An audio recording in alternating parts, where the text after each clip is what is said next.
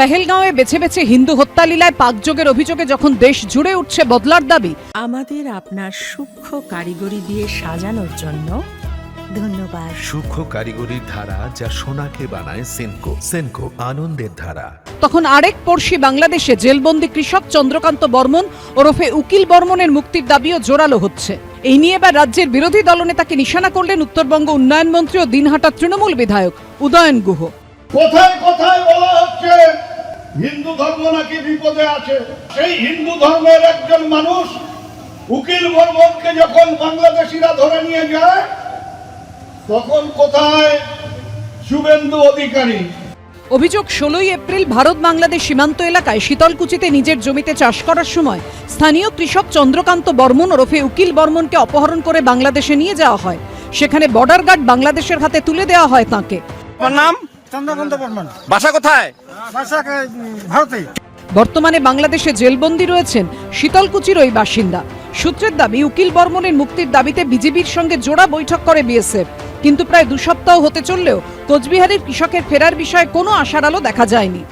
আমার স্বামীকে আমি চাই, সরকারের কাছে দাবি কাছে অনুরোধ, তাড়াতাড়ি আমার স্বামীকে ফেরত দেওয়ার চেষ্টা করো। বাবা তো বাংলাদেশে নিয়ে গেছে, আমরা খুব অসুবিধার মধ্যে আছি, খুব অভাবে আছি। এই প্রেক্ষিতে উকিল বর্মনের নিঃশর্ত মুক্তির দাবিতে শীতলকুচিতে পথসভা করে তৃণমূল কংগ্রেস।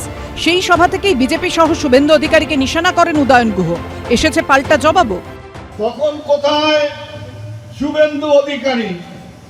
এসে তো একবারও উকিল বর্মনের বাড়িতে উপস্থিত হয়ে বলল না যে আমার একজন হিন্দু ভাই, তাকে বাংলাদেশিরা ধরে নিয়ে গেছে, আমিও হিন্দু হয়ে ওই শুভেন্দু অধিকারীর পাশে দাঁড়িয়ে বলতাম, হ্যাঁ এই হচ্ছে সাচ্চা বাপের বেটা হিন্দু, যে হিন্দুকে বাঁচানোর জন্য কলকাতা ছেড়ে শীতলকুচিতে এসে দাঁড়িয়েছে।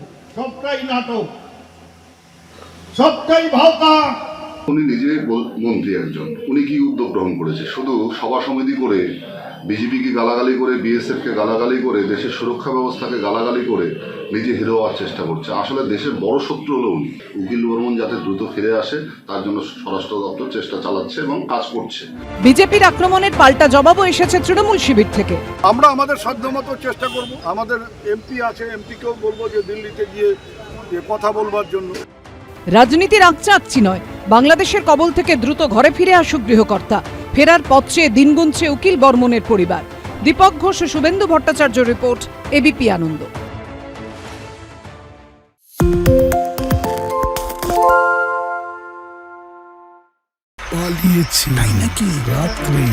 বাংলা গুজব চায় না, বাংলা খবর চায়।